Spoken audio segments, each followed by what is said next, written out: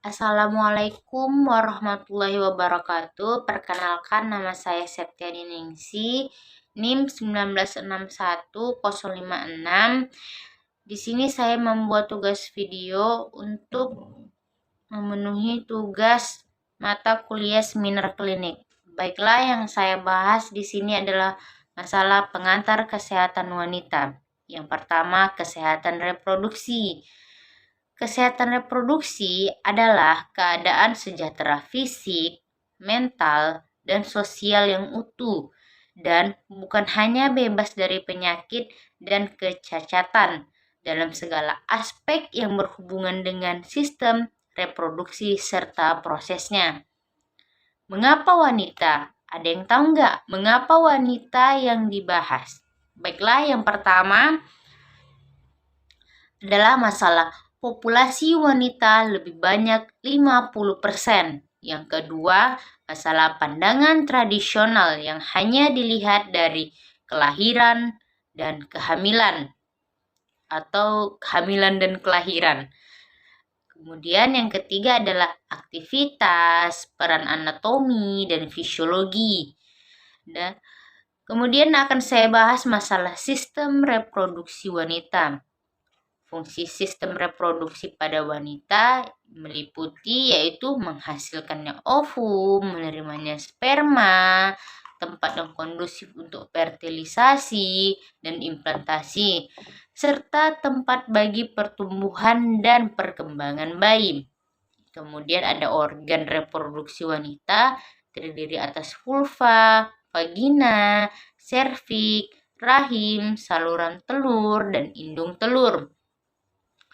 Saat seorang wanita dilahirkan, organ reproduksi yang dimilikinya sudah lengkap, tetapi fungsi reproduksi tidak akan berjalan sepenuhnya sebelum ia melewati masa pubertas. Bila berjalan masa pubertas, yaitu jadi bila dibandingkan dengan pria, kerangka wanita tidak sama dengan pria. Kemudian ada bentuk kerangka wanita memiliki kekhasan untuk pertumbuhan fungsi reproduksi. Misalnya kan ada toraks bawah, lebar panggul. Kemudian masalah kekuatan dasar panggul wanita menjadi penting untuk menambah tekanan, dorongan, dan menyanggah organ yang ada di rongga perut dan abdomen. Baiklah, di sini saya akan membahas masalah reproduksi wanita seperti organ genitalia eksternal. Ada yang tahu nggak? Baiklah, yang pertama kita bahas adalah masalah vulva. Umum dong vulva bagi kita anak kesehatan. Baiklah, di sini saya akan menjelaskan vulva. Vulva adalah organ genitalia eksternal sebagai tempat bermuaranya sistem urgenitalia. Maaf ya kalau salah penyebutannya. Kemudian pada vulva terdapat ada labium maius, labium minus, klitoris, glandula introital, introital.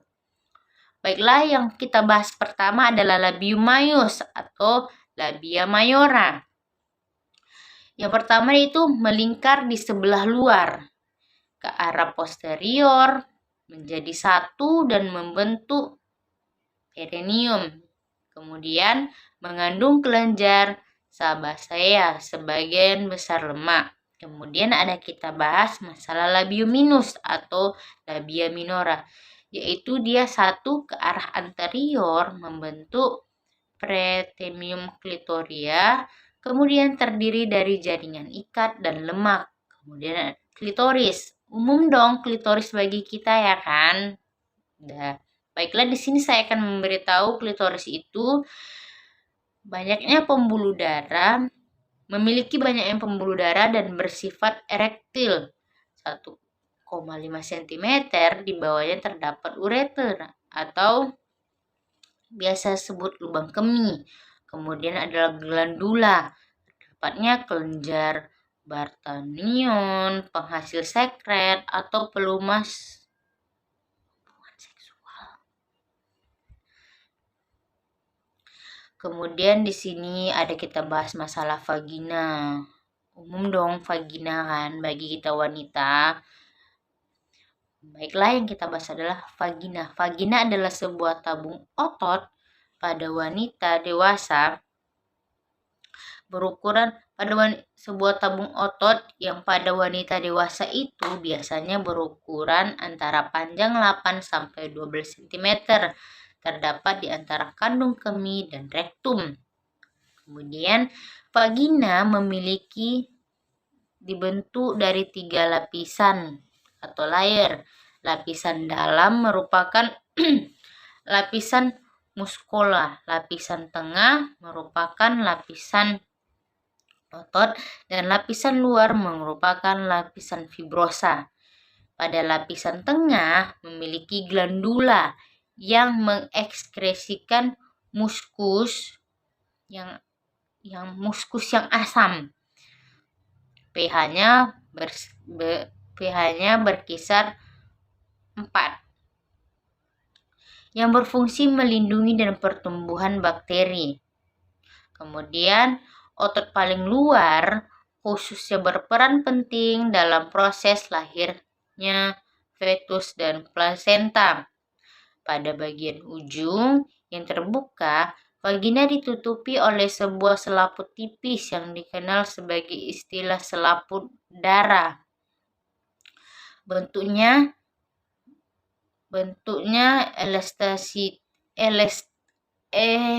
elastisitas bisa berbeda-beda pada setiap wanita. Kemudian yang kita bahas adalah masalah serviks. Kalau serviks ini juga sudah umum sih sebenarnya. Baiklah, yang pertama, serviks berasal dari bahasa Latin yang berarti leher. Dikenal juga dengan istilah mulut rahim, merupakan bagian terdalam dari rahim yang menonjol ke dalam vagina.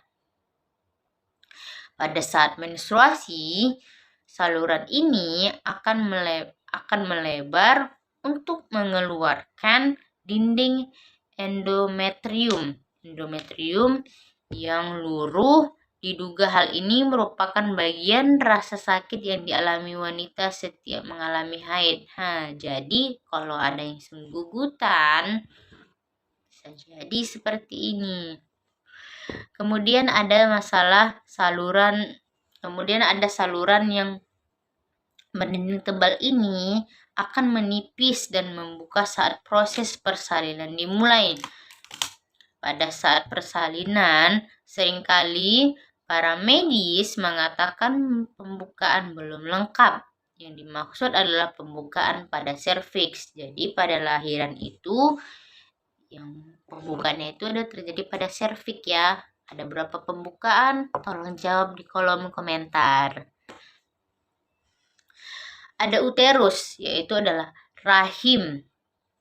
Yang kita bahas masalah rahim, yang pertama, rahim adalah organ yang mempunyai peranan besar dalam kehidupan seorang wanita, mulai dari siklus menstruasi sampai saat mengandung dan melahirkan seorang anak.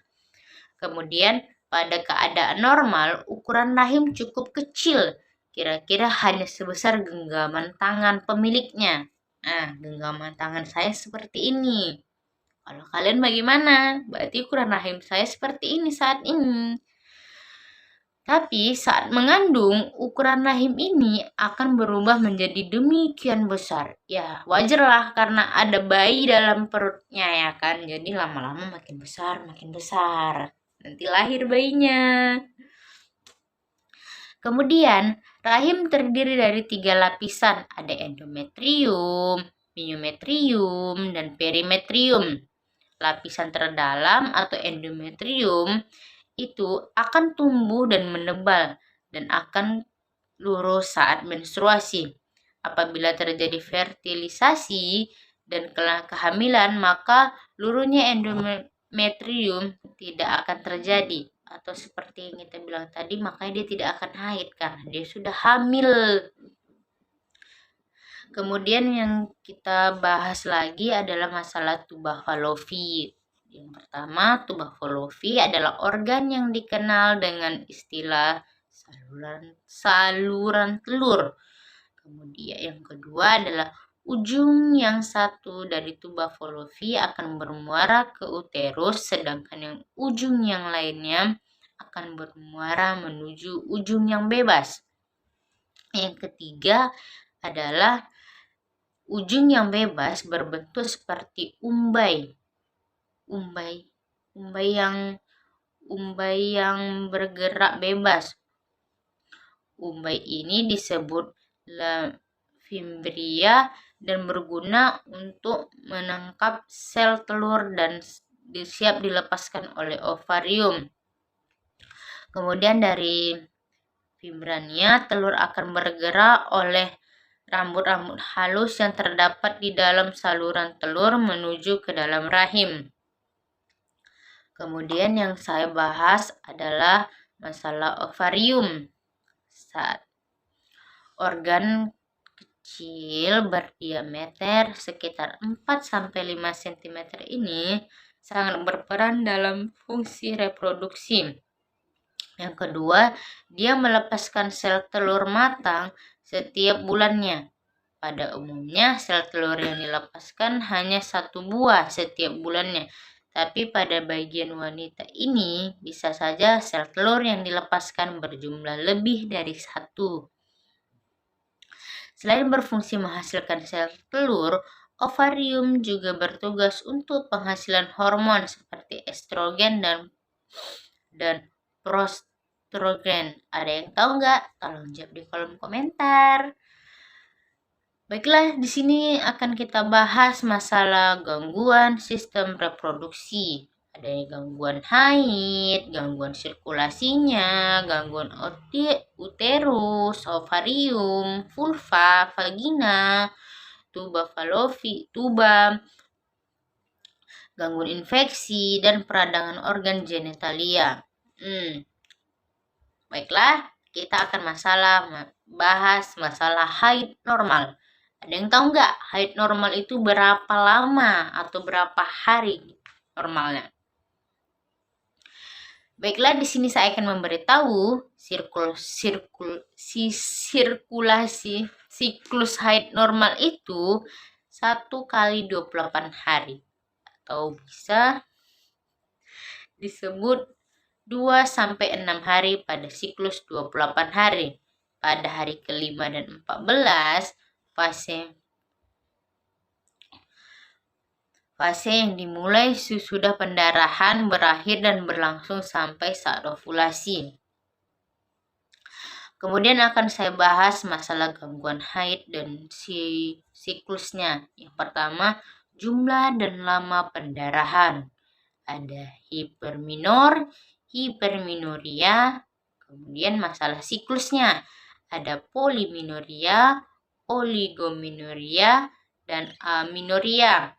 Kemudian masalah premenstruasi tension dan dysminor. Yang saya bahas pertama adalah gangguan siklus, yaitu sering, jarang, tidak teratur, atau tidak adanya haid. Yang kedua, gangguan perdarahan. Yang pertama adalah sedikit, banyak, terlalu lama, perdarahan bercak, atau perdarahan di luar haid. Yang pertama kita bahas adalah masalah aminor primer. Tanda-tandanya ada yang tahu tidak? Satu, tanda-tandanya belum mendapatkan menstruasi. Yang kedua, tidak ada menstruasi hingga usia 14 tahun tanpa pertumbuhan karakteristik sekunder. Ketiga adalah tidak adanya menstruasi hingga usia 16 tahun mengakibatkan perkembangan karakteristik seks sekunder. Penyebabnya abnormalitas hormon gonadotropin atau kelainan kongenital. Kemudian adanya kelainan genetik. Ketiga kelainannya kongenital seperti hidrosepalus. Kemudian adanya malformasi kongenital atau anatomik, sistem reproduksi, tidak adanya vagina atau uterus. Kemudian yang kelima adanya lesi pada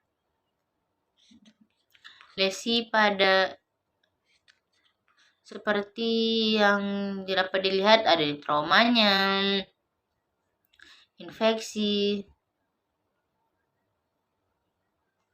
dan tumor. Kemudian minor sekunder, tanda-tanda minor sekunder itu yang pertama adanya mens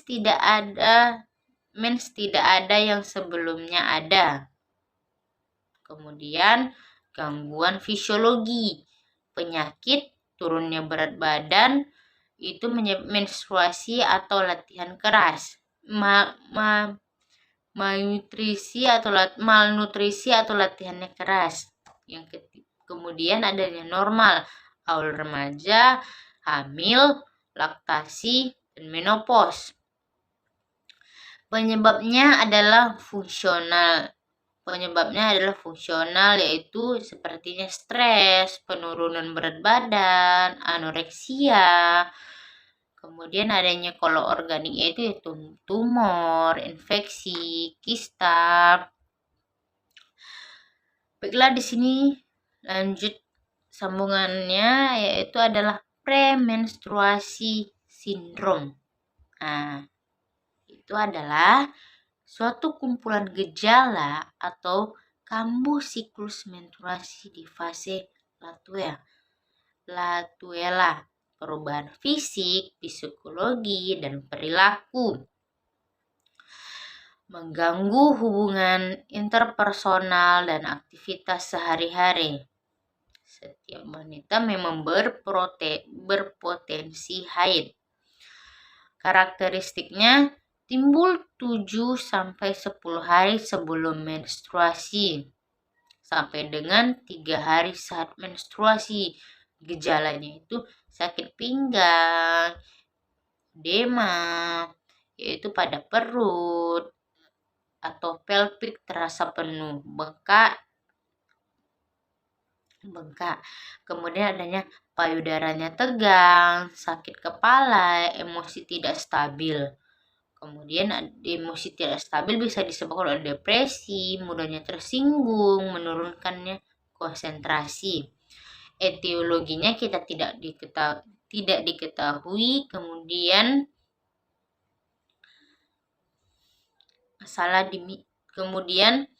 manajemennya adalah konseling, medikasi, diet seimbang, latihan atau senam, suplemen vitamin.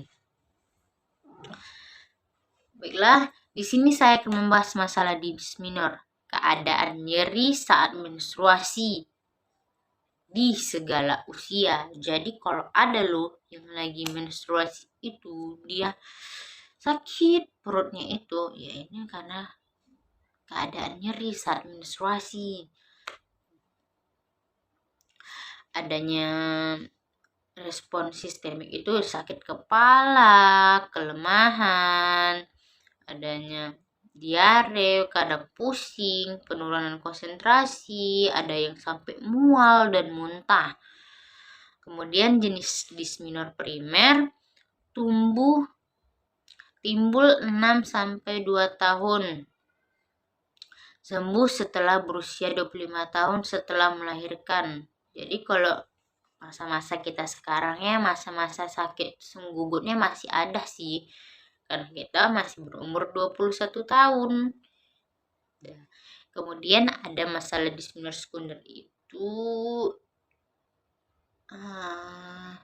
endometrius, peradangan pelvik, kemudian ovarium atau aceptor IUD. Kemudian di sini adalah endometrios, adanya pertumbuhan jaringan endometrium di luar uterus atau ovarium. Cavum Douglas. Ligamen oklum seperti retrovagina, kolon sigmoid, ligamen royut. Kemudian ada gejala utamanya yaitu disminor sekunder, nyeri defekasi yaitu pada siklus menstruasi atau pelvic, terasa berat, nyeri menyebar ke paha. Kemudian gejala lainnya seperti nyeri pada waktu latihan fisik, nyeri saat berhubungan seksual, pendarahan abnormal, hipermenorrhea, monoragia, premenstruasi strain. Baiklah, selanjutnya materi kedua yaitu antar pediatri. Pertama yang kita bahas adalah pengertian pediatri, yaitu masalah pedos. Pedos adalah anak, sedangkan latrikal adalah pengobatan. Dapat ditarik kesimpulan, pediatri adalah ilmu kesehatan anak. Menurut WHO, pediatri itu child health atau juga disebut dengan ilmu kesehatan anak. Fisioterapi pediatri membantu mendeteksi masalah kesehatan lebih dini dan menggunakan berbagai modalitas dalam menangani kelainan gerak dan fungsi pada anak. Jadi fisioterapi itu sangat berperan penting dalam pertumbuhan dan perkembangan anak. Kemudian untuk melakukan diagnosa, treatment, dan manajemen fisioterapi pada anak dengan masalah gerak dan fungsi. Ada beberapa peran penting dalam proses tumbuh kembang anak.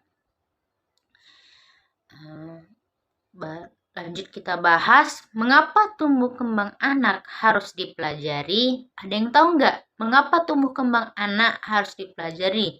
Terutama pada ibu-ibu muda, ibu-ibu yang sudah lama, atau ya memang ibu-ibu senior lah yang dari anak muda sebelumnya yang sudah memiliki anak duluan. Langsung saja kita bahas ya, kenapa tumbuh kembang anak itu harus dipelajari. Yang pertama itu sebagai alat ukur dalam asuhan fisioterapi. Tentu pada fisioterapi paham dong. Yang kedua, diperlukan untuk mengetahui yang normal dalam rangka mendeteksi defisiasi diri normal. Yang ketiga, untuk mempelajari tumbuh kembang dan memberikan guideline untuk menilai rata-rata atau perubahan fisik, intelektual, sosial, dan emosional yang normal. Yang keempat, untuk mengetahui perkembangan fisik, intelektual, sosial, emosional merupakan penentuan bagi fisioterapi untuk mengkaji tingkat fungsional anak dan penyesuaian terhadap penyakit. Ada yang tahu nggak definisi tumbuh kembang anak itu? Atau tumbuh kembang lah definisinya. Kalau ada yang tahu, jangan lupa tolong jawab di kolom komentar. Baik, di sini juga saya akan menjelaskan apa itu tumbuh kembang. Tumbuh kembang adalah sesuatu yang kompleks dan memiliki banyak dimensi yang mesti kita perhatikan. Yaitu seperti prenatal. Prenatal itu ada masa embrio. Kalau pada postnatal ada dia menjadi pertama bayi, anak-anak, remaja, dewasa, dan tua. Sekarang saya mau nanya, kamu sekarang di fase mana? Fase anak-anak kah, remaja kah, atau dewasa kah?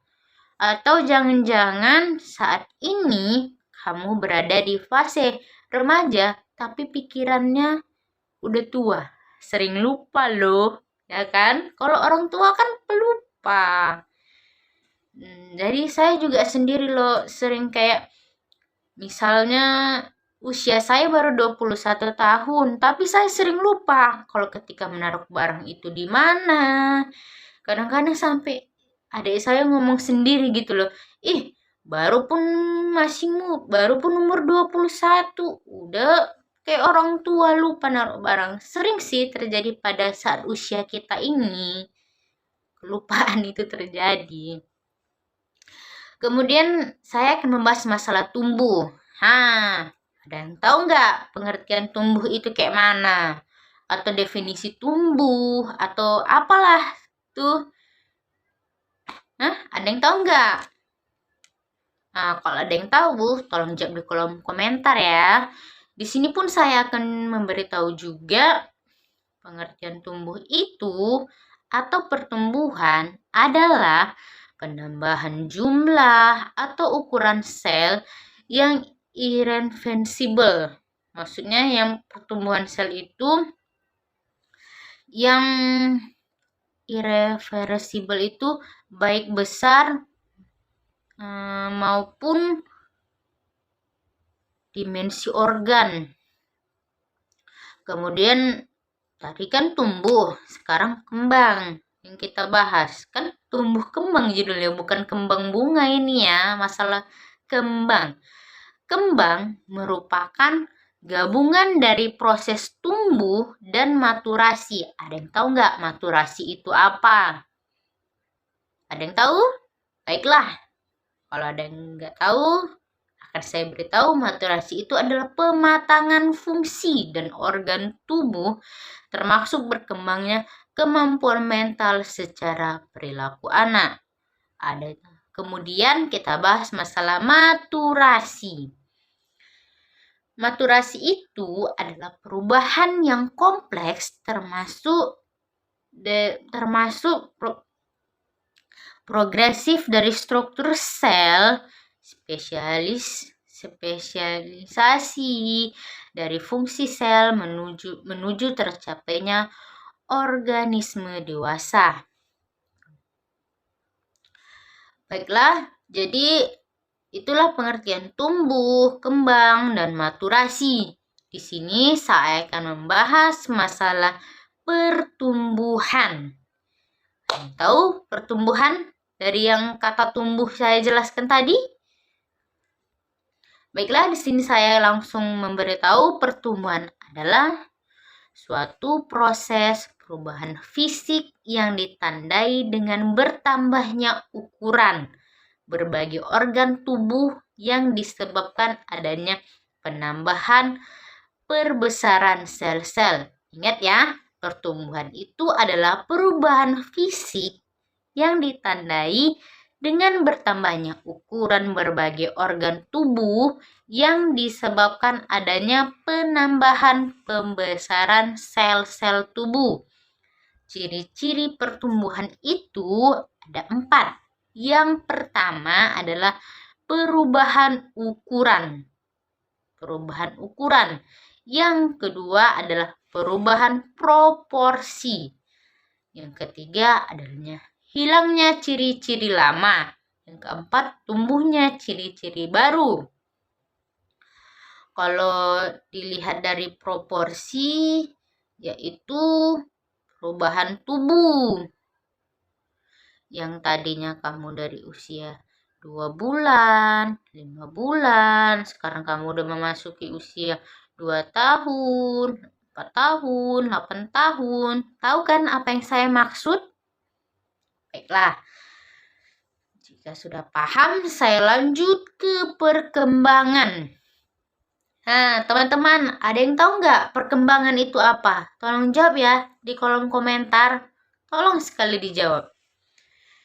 Saya juga akan membahas masalah perkembangan, yaitu perkembangan adalah suatu proses menuju tercapainya kedewasaan yang ditandai bertambahnya kemampuan atau keterampilan yang menyangkut struktur tubuh yang berkaitan dengan aspek non-spesifik. Kemudian saya akan membahas ciri-ciri perkembangan itu. Satu, adanya perubahan. Perubahan perkembangan terjadinya bersamaan dengan pertumbuhan. Jadi, perkembangan dan pertumbuhan itu prosesnya terjadi secara bersamaan. Setiap pertumbuhan selalu disertai dengan fungsi perubahan atau perubahan fungsi. Misalnya, perkembangan kognitif menyertai pertumbuhan otak dan serabut saraf. Yang kedua, perkembangan awal menentukan perkembangan selanjutnya. Setiap anak tidak akan bisa melewati satu tahap perkembangan sebelum ia melewati tahap sebelumnya. Jadi, nggak mungkin lah dia langsung berjalan sebelum dia belajar merangkak. Kan nggak mungkin, teman-teman. Seperti itulah. Yang ketiga, yaitu mempunyai pola yang tetap. Pola yang tetap itu, yang pertama itu lebih dahulu di daerah kepala, ke arah kaudal. Kemudian yang kedua, lebih dahulu di daerah proksimal ke arah distal. Yang keempat, memiliki tahap yang berurutan. Jadi perkembangan itu juga memiliki tahap yang berurutan ya teman-teman, gak asal-asal dan sembarangan kayak tumbuh dan berkembang juga. Kemudian 5, kecepatan yang berbeda-beda. Yang keenam, yaitu masalah berkolerasi dengan pertumbuhan. Pada setiap pertumbuhan itu berlangsung dengan cepat.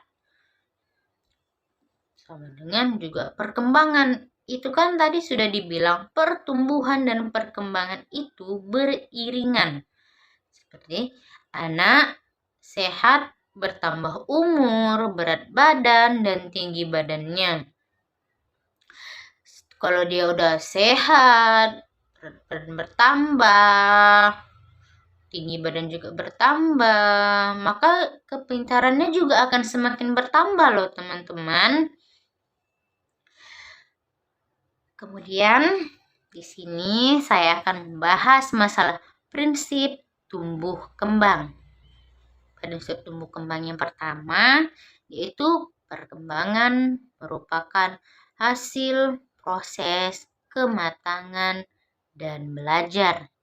Yang kedua adalah pola perkembangan dapat diramalkan. Perkembangan berlangsung dari tahap umum, tahap spesifik, dan terjadi berkesinambungan. Saya ulangi, prinsip tumbuh kembang itu yang pertama adalah perkembangan merupakan hasil kematangan dan belajar. Jadi teman-teman harus rajin belajar ya, supaya kita pinter. Yang kedua, saya ulangi lagi, pola perkembangan dapat diramalkan. Perkembangan itu berlangsung dari tahap umum ke tahap spesifik. Dari tahap umum ke tahap yang spesifik dan terjadi berkesinambungan. Kemudian saya akan membahas masalah faktor-faktor yang mempengaruhi proses pertumbuhan dan perkembangan. Faktor-faktornya yaitu faktor internal dan faktor eksternal. Dari faktor internal itu juga kita bisa bahas adalah 6 faktor internal. Ada yang tahu nggak 6 faktor internal itu apa? Kalau ada, tolong jawab di kolom komentar ya teman-teman. Ini kita berlomba-lomba lah untuk mengisi kolom komentar dengan berbagai jawaban pertanyaannya. Tapi jangan pas saya menjelaskan baru ditulis di kolom komentar teman-teman. Ini pemikiran dari teman-teman sendiri loh. Ya, kita jelaskan ya faktor internal yang pertama. Yaitu faktor yang pertama adalah faktor ras. Etnis atau bangsa. Yang kedua, faktor apa teman-teman? Yang kedua adalah faktor keluarga. Yang ketiga, faktor umur. Yang keempat, jenis kelamin. Yang kelima, genetik. Dan yang keenam adalah kelainan kromosom. Saya ulangi, faktor internal itu ada 6 ya teman-teman. Yang pertama faktor ras. Yang kedua juga adalah faktor keluarga. Yang ketiga adalah faktor umur. Yang keempat adalah jenis kelamin. Yang kelima adalah genetik. Dan yang keenam adalah kelainan kromosom. Kemudian faktor yang kedua, faktor eksternal. Faktor eksternal itu ada 4. Jadi faktor eksternal itu terdiri dari yang pertama adalah gizi ibu pada waktu hamil. Jadi penting loh pada ibu hamil itu untuk memenuhi gizinya supaya anaknya lahir sehat, anaknya dapat tumbuh dan berkembang secara normal tanpa adanya gangguan, tanpa adanya kelainan. Kemudian psikologi si ibu.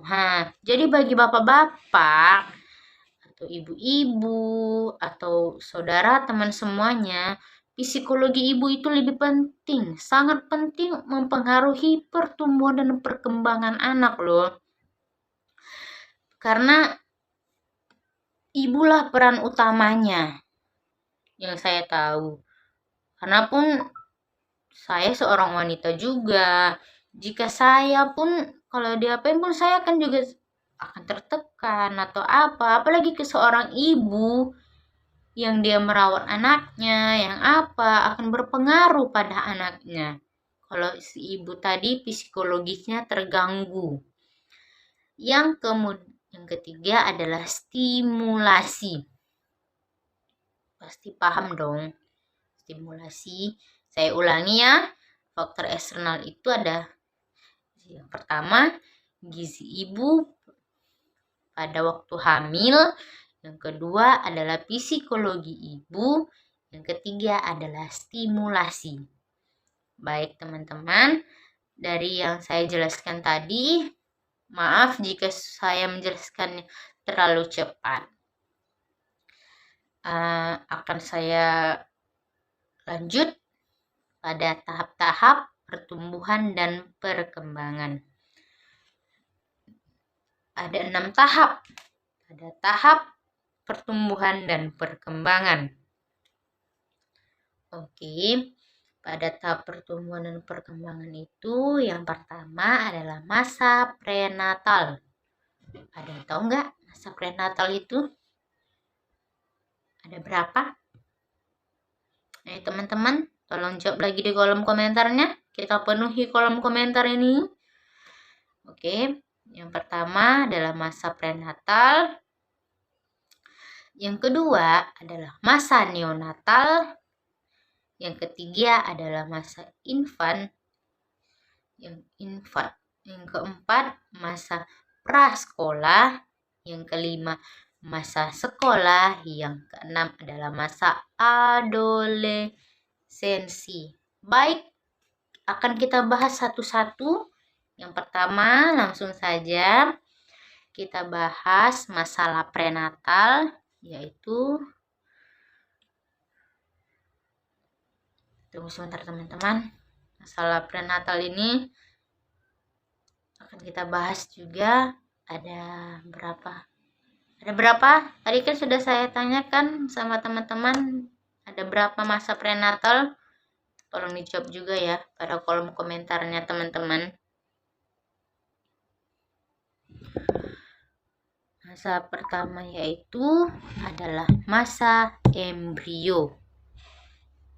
Yang kedua, masa festus dini. Yang ketiga adalah masa festus akhir. Yang keempat adalah masa perturian. Maaf, Inggris saya kurang bagus, jadi saya agak menjelaskannya dalam bahasa Inggris. Tolong perbaiki ya teman-teman, dan tolong mohon maafnya. Yang pertama adalah masa embrio. Masa embrio itu meliputi trimester pertama kehidupan prenatal. Trimester pertama, ada yang tahu dari minggu berapa ke minggu berapa teman-teman? Baru pada trimester pertama kehidupan prenatal dan sel berlangsung cepat akan terbentuknya organ-organ dan sistem di dalam tubuh. Kemudian ada yang kedua, masa festus dini, yaitu kan saya sudah bilang ya, maaf ya teman-teman, bahasa Inggris saya kurang bagus. Akan saya sebutkan early, yang saya tahu early fetal period, yaitu meliputi trimester kedua.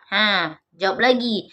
Trimester kedua itu dari minggu keberapa sampai minggu keberapa? Yang pertama tadi trimester pertama kan, dari minggu keberapa ke minggu berapa.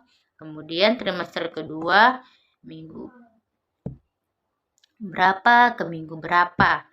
Baik, saya akan lanjut menjelaskan masalah festus dini.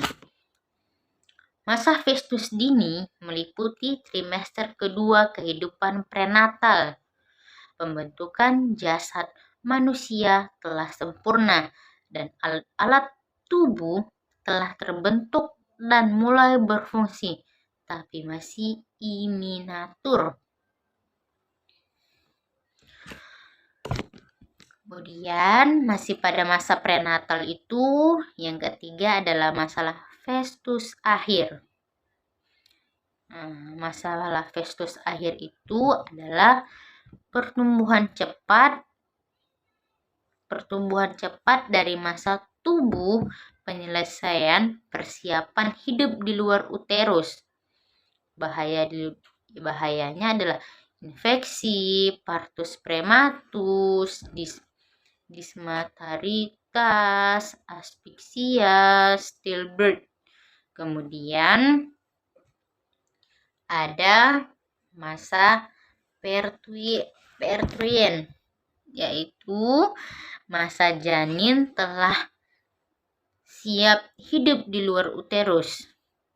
Masa janin telah siap hidup di luar uterus itu bahayanya seperti hipoksia, infeksi, trauma lahir. Baiklah, yang akan saya ulang kembali karena saya terlalu belibet mungkin menjelaskan masalah prenatal tadi, yaitu ada 4 masa embrio, masa festus dini, masa festus akhir, dan masa parturian. Kemudian saya akan masuk pada masa neonatal. Nah, teman-teman yang udah belajar ini, ada yang tahu nggak masa neonatal itu periode keberapa sesaat setelah lahir? Kalau ada yang tahu, tolong jawab di kolom komentar lagi teman-teman. Baiklah, akan saya beritahu periode itu sehabis lahir setelah 4 minggu. Baiklah. Adaptasi kehidupan immaturun ke kehidupan extrauterine. Maaf, bahasa Inggris saya kurang bagus. Maaf ya teman-teman. Kemudian adalah masa infan. 1 bulan sampai 12 bulan.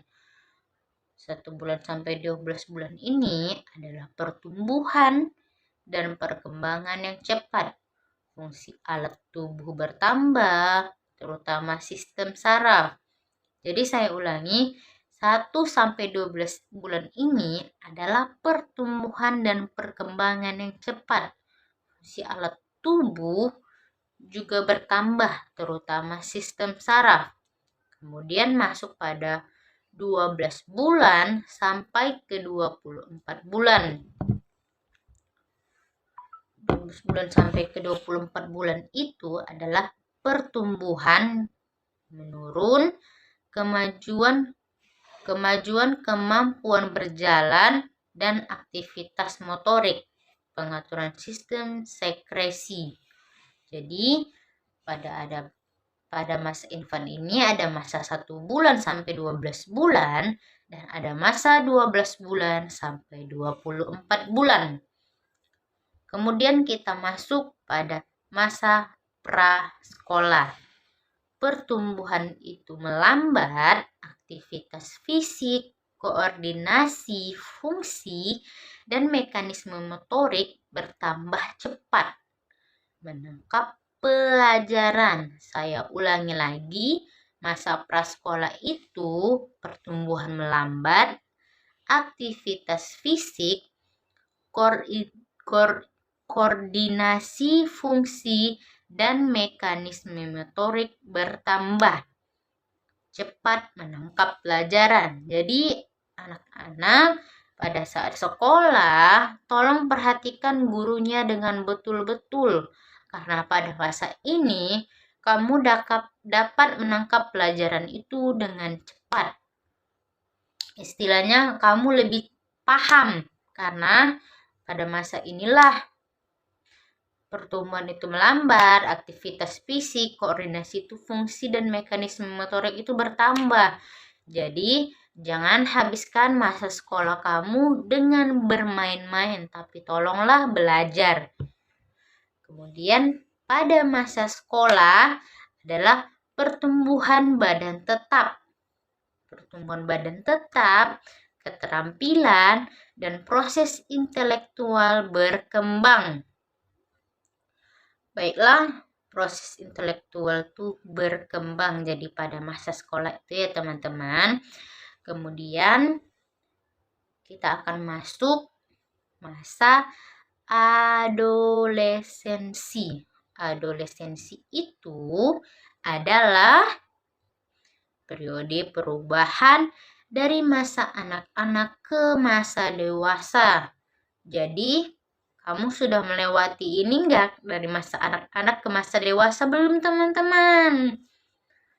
Baiklah, periode perubahan ini kan terjadi dari masa anak-anak ke dewasa. Percepatan pertumbuhan tinggi badan dan berat badan. Jadi kalau tinggi badan kamu bertambah, berarti tandanya kamu sudah mulai beranjak ke dewasa. Kemudian berat badan kamu bertambah. Timbul ciri-ciri kelamin sekunder dan perkembangan fungsi alat kelamin. Rasa percaya diri yang cukup. Jadi kalau kamu sudah merasa percaya diri, berarti karena kamu sudah siap untuk menuju dewasa. Lingkaran tumbuh kembang. Ada tahu nggak lingkaran tumbuh kembang itu seperti apa? Yang pertama adalah kawin. Ada yang mau kawin nggak teman-teman? Maaf teman-teman. Yang pertama itu adalah kawin. Kemudian kalau setelah kawin tentu hamil, adanya janin. Ya kan teman-teman? Kemudian adanya masa neonatus. Berarti itu masa setelah neonatus itu ada masa bayi 1 sampai 12 bulan. Dikatakan bayi itu 1 sampai 12 bulan. Kemudian kalau anak balita itu 1-5 tahun. Setelah balita, kalian akan memasuki usia sekolah itu di usia 6-12 tahun. Kemudian setelah itu masuk usia remaja 13-18 tahun. Ini masih sekolah juga ya teman-teman. Kemudian ada dewasa muda usia 18-21 tahun. Berarti saya ini termasuk usia dewasa muda karena umur saya masih 21 tahun. Setelah melewati dewasa muda, kita akan kawin. Nikah lah istilahnya ya teman-teman. Saya ulangi lagi ya, karena tadi kayaknya terlalu berlibat ya. Lingkaran pertumbuhan kembang itu ada yang pertama adalah kawin. Setelah kawin akan terbentuknya janin. Setelah itu adanya masa neonatus. Berarti udah 3 ya lingkaran tumbuh kembangnya. Yang keempat adalah bayi. Yang kelima, setelah bayi kita melewati anak balita. Dan kemudian memasuki usia sekolah. Setelah memasuki usia sekolah, kita menjadi remaja, kemudian memasuki usia dewasa muda. Setelah usia dewasa muda, kita akan kembali kawin.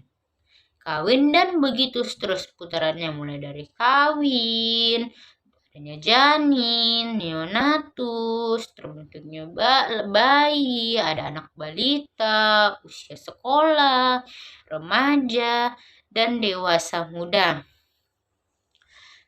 Baik, kita akan masuk tipe tumbuh kembang. Ada 3 tipe tumbuh kembang teman-teman. Yang pertama, ada yang tahu? Ada yang tahu anak fisioterapi semuanya? Ini sudah kita pelajari loh teman-teman. Mungkin lupa ya, saya juga sering kayak dikatakan tadi, lupa. Yang pertama mungkin itu adalah ayo teman-teman, yang pertama itu adalah tumbuh kembang fisik. Yang kedua, tumbuh kembang intelektual. Dan yang ketiga, tumbuh kembang emosional. Ada 3 kan tadi. Nanti kita akan bahas satu-satu masalah tumbuh kembang fisik, tumbuh kembang intelektual, dan tumbuh kembang emosional. Kita akan pelajari satu-satu. Yang pertama, mari kita bahas masalah tumbuh kembang fisik. Kalau tumbuh kembang fisik itu meliputi perubahan dalam ukuran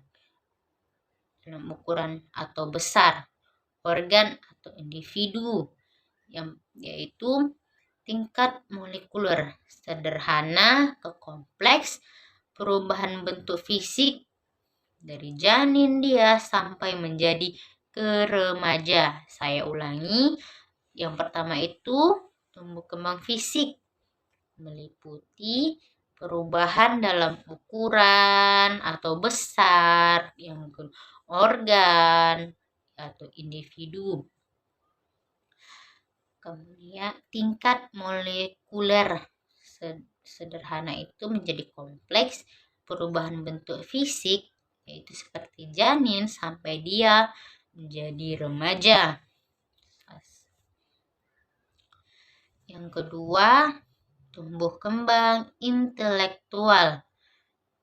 Yang tumbuh kembang intelektual itu berkaitan dengan kepandaian berkomunikasi, kemampuan menangani materi yang abstrak, tingkat molekuler, sederhana proses, dan metabolisme kompleks, yaitu seperti perubahan bentuk fisik, janin, pubertas, atau remaja. Saya ulangi, tumbuh kembang intelektual itu berkaitan dengan kepandaian berkomunikasi. Dan teman-teman, berarti Dia berkaitan dengan kepintaran dan kepandaian kita dalam berkomunikasi. Dan yang ketiga adalah tumbuh kembang emosional. Yang pertama itu kemampuan membentuk ikatan batin, yaitu ikatan batin antara misalnya saudara ke saudara, antara kita ke orang tua, itu pasti ada merasakan ikatan batin. Kemudian mempunyai rasa cinta dan kasih sayang seperti pada usia kita. Kita itu memiliki rasa cinta, kasih sayang terhadap orang tua, kasih sayang terhadap adik, kakak, kasih sayang terhadap teman-teman, cinta kepada orang tua, cinta kepada guru, dan rasa cinta kepada seseorang itu juga bisa kita kaitkan ya teman-teman. Kemudian ada masalah kemampuan mengolah atau menangani rangsangan agresif. Jangan. Rangsangan agresif ini kayak mana ya teman-teman? Tolong jawab ya di kolom komentar kayak mana rangsangan agresif ini. Kemudian ada yaitu peristiwa tumbuh kembang melewati seluruh proses kejadiannya itu pertumbuhan atau dewasa. Ya kan teman-teman, sudah saya jelaskan masalah yang 3 tadi, yaitu masalah tipe tumbuh kembangnya teman-teman. Baiklah, di sini kita akan membahas masalah aspek tumbuh kembang. Yang pertama itu ada motorik halus atau gerakan halus. Yang kedua ada motorik kasar atau gerakan kasar.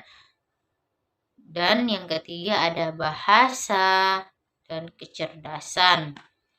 Bahasa, bicara, kecerdasan, kemampuan bergaul, dan mandiri sosialisasi.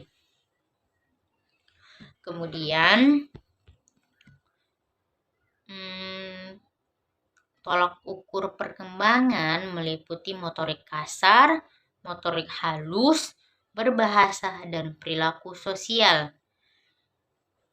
Dikatakan terdapat penyimpangan apabila kemampuan anak tidak sesuai dengan tolak ukur anak normal. Dalam survei diperoleh informasi kepedulian orang tua terhadap perkembangan anak dan perilakunya. Jadi peran orang tua itu teman-teman sangat penting dalam pertumbuhan anak. Saya sarankan kepada ibu-ibu muda atau bapak-bapak atau teman-teman lah yang ingin menikah, tolong pikirkan matang-matang apakah Anda sudah cukup dewasa untuk dalam menangani sebuah masalah rumah tangga atau apa. Jika tidak, maka pertumbuhan dan perkembangan anak Anda sangat terpengaruh karena sikap Anda yang belum dewasa. Ya, belum dikatakan dewasa seperti Anda masih belum bisa mengontrol emosi. Apalagi masalah rumah tangga itu banyak ya teman-teman. Kasihanilah anak. Jika memang Anda ingin anak Anda terlahir cerdas, tumbuh kembangnya bagus, emosionalnya bagus, dan anak Anda ingin pintar, sehat, maka Anda harus belajar lebih banyak lagi cara agar menjadi orang tua yang sabar dan cara menjadi dewasa yang baik agar pengaruh tumbuh kembang anak agar tidak berpengaruh pada tumbuh kembang anak Anda yang nantinya akan Anda sesali pada saat dia sudah menjadi dewasa.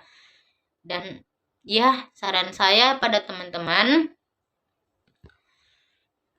pikirkanlah matang-matang untuk masalah pertumbuhan dan perkembangan anak Anda itu sangat penting. Baiklah, cukup sekian materi yang saya sampaikan di sini.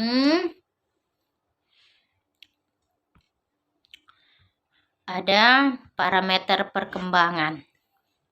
Parameter perkembangan itu deteksi dini, yaitu seperti deteksi dini atau KPSP, baru DDST, kemudian